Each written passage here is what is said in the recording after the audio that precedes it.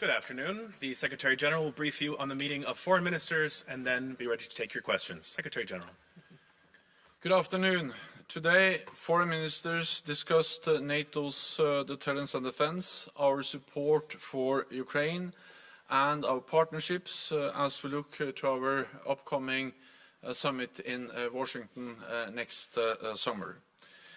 Ministers also expressed concern about the war in the Middle East. I welcome the extension of the pause in the hostilities between Israel and Hamas. This has allowed for much needed relief to the people of Gaza, the release of more hostages, and the provision of more humanitarian aid. I hope it will be possible to further extend the pause. In our meeting today, allies reiterated determination to support Ukraine on its path to NATO and unwavering support as the Ukrainians bravely defend their country. We have seen major new announcements just in recent days. Germany pledged 8 billion euros for next year, and the Netherlands pledged over 2 billion euros. Romania has opened an F-16 training center for Ukrainian pilots. Allies, including the US and Finland, are sending more air defense and ammunition. And 20 allies have established an air defense coalition for Ukraine. All of this helps to save Ukrainian lives and sends a message to Russia that our support will not falter. We also addressed challenges China presents to the Euro-Atlantic security. China is not an adversary, and I welcome that allies are engaging in dialogue with Beijing on issues of mutual concern. At the same time, we must be clear-eyed about the impact of China's coercive policies on our security. NATO will remain a regional alliance of Europe and North America, but the challenges we face are global. So we need to work more closely with partners, including in the Indo-Pacific, to stand up for our values and our interests. We also discussed challenges emanating from our southern neighborhood. I have appointed an independent group of experts to address this in detail. They will submit recommendations by next spring, focused on what more NATO can do to prevent crisis, fight terrorism, and enhance stability. Ministers also addressed the importance of technological innovation. Today, allies approved NATO's first ever quantum strategy. Quantum technologies can strengthen our cybersecurity and capabilities, but they can also be used to crack it. Our new strategy will help us to seize the opportunities presented by quantum technologies, while preventing competitors from using these technologies against us. This month, allies also agreed to upgrade our AWACS fleet with next-generation command and control aircraft. Production of 6 new Boeing E-7A wedge-tail aircraft will begin in the coming years, and the first will be ready for duty by 2031. This project will be one of NATO's biggest ever capability purchases and make a key contribution to our integrated air and missile defense in the future. This shows the strength of transatlantic defense cooperation and demonstrates how NATO adds value by pooling resources to deliver major new capabilities for our security. Later today, ministers will address the situation in the Western Balkans, and tomorrow Ukraine's Foreign Minister Dmytro Kuleba will join us in the NATO-Ukraine Council for the first ever meeting at this level in the NATO-Ukraine Council. With that, I'm ready to take your questions. Thanks. We'll start with the Wall Street Journal in the third row here in front of me, please. Thank you very much. Dan Michaels with the Wall Street Journal. You mentioned that ministers expressed concern about the war in the Middle East. Did it come up anything beyond that?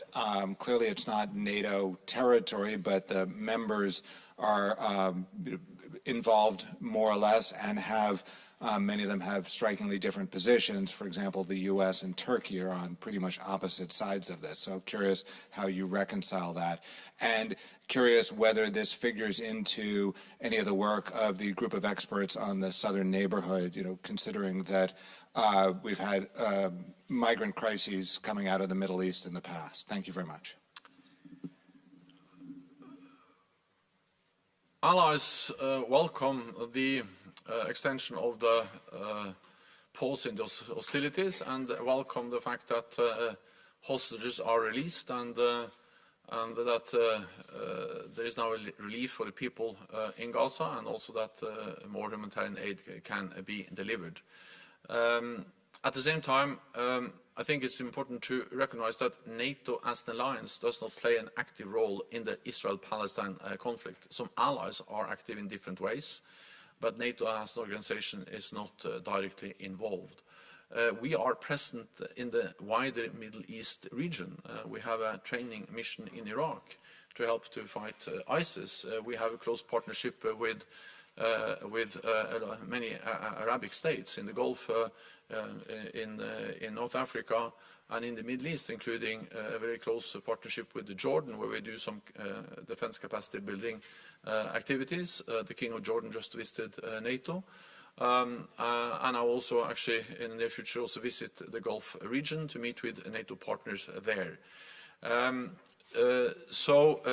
Therefore, one of the messages from NATO is that it is important that this conflict does not escalate to a bigger regional conflict. And the message to Iran is that they should not use or to seize the instability, the conflict we now see, to further escalate, and they have to rein in their proxies, Hamas and Hezbollah.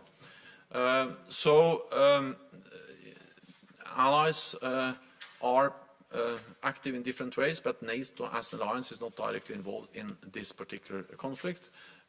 When it comes to the group of experts, well, it's a bit too early to say exactly what they will conclude, but of course part of the instability we see in our southern neighborhood is also linked to the instability and the conflicts we have seen for decades in the Middle East.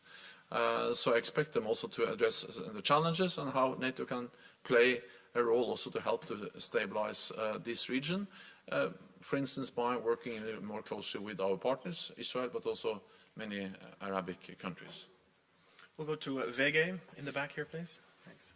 Thank you. Alf Johnsen from VG. One can get the impression that Western countries express their opinion different on Russia's violation of human rights, and when friendly countries like Israel limits access for civilians in Gaza to the same protection.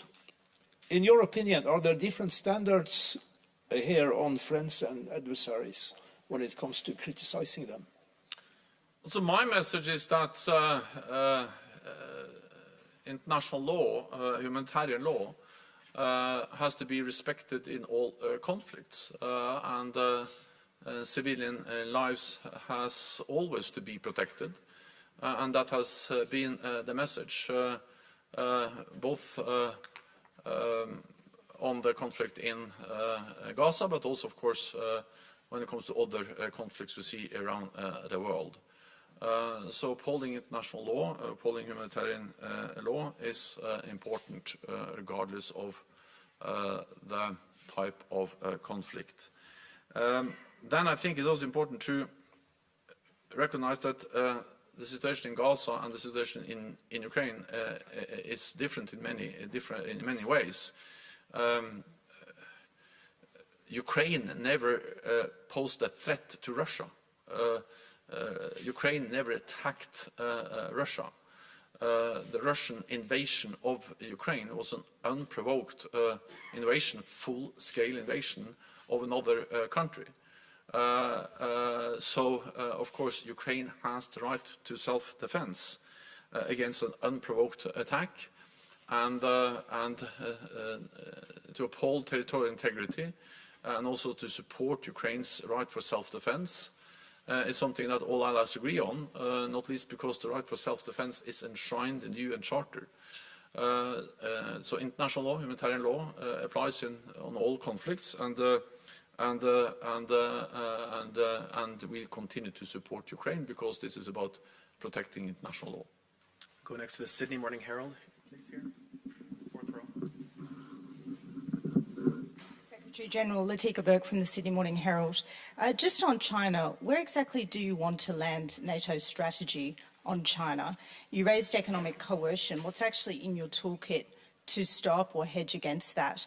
And do you think you'll have your liaison office opened in Tokyo by the time you cease to be SG? Well, I think we need to realize that NATO has come a long way when it comes to China, because not so many years ago, we didn't address the challenges that China poses to our security at all. It was not mentioned in our previous strategic concept at all with a single word.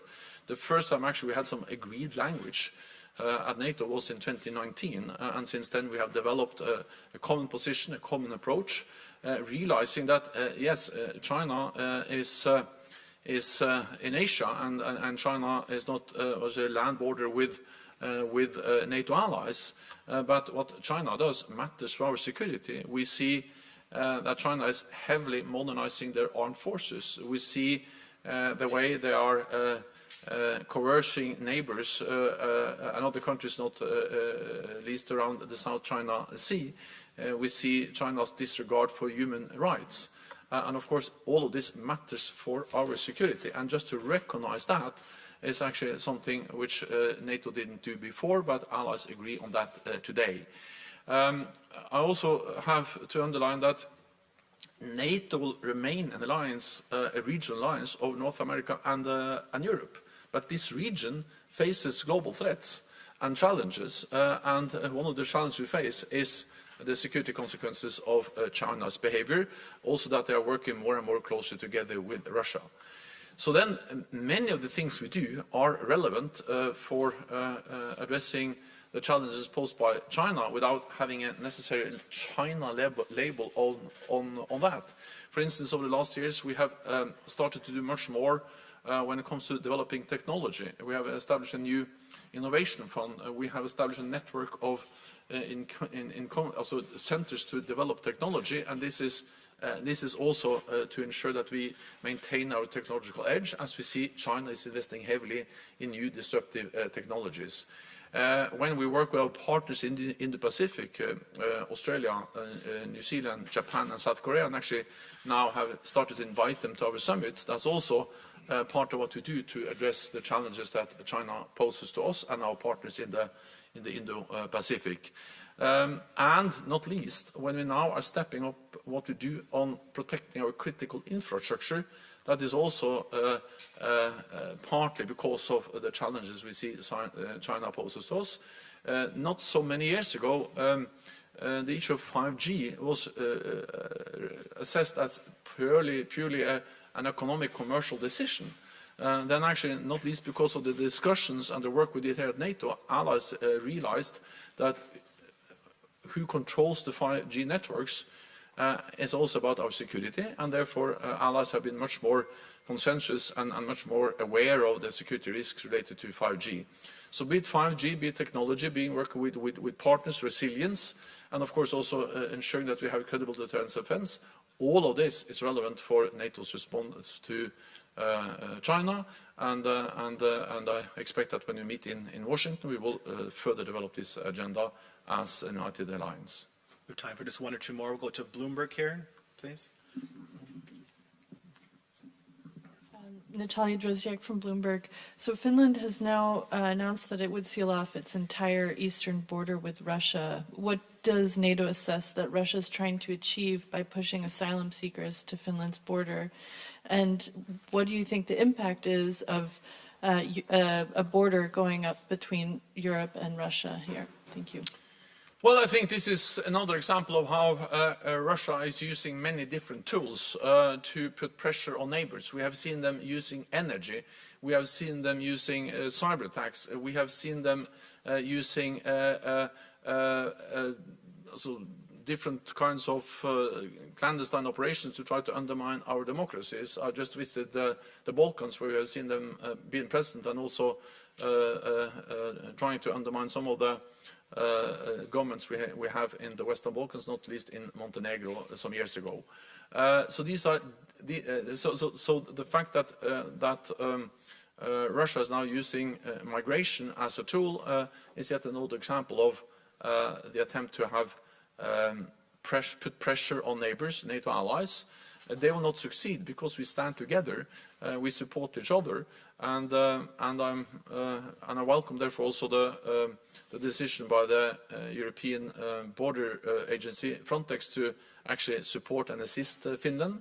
There has been no request for a NATO increased presence. Border control is something that allies do themselves, also sometimes with support from EU agencies, and I'm absolutely confident that Finland is capable of dealing with this themselves, and therefore I trust that they have absolutely made the right decision when it comes to controlling their borders. Very last question to Ansa here, please, in the third row.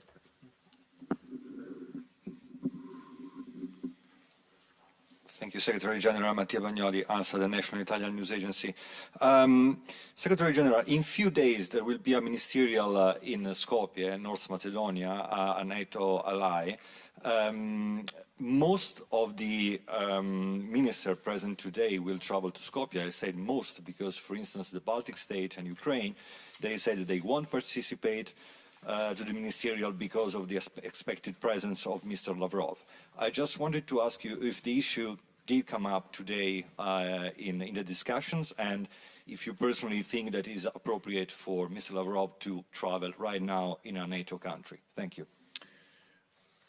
Well, it's for the OSCE to organize their meetings. The OSCE has played an important role for many years. NATO allies are, as individual countries, members of the OSCE, and it's for the OSCE to organize their meetings.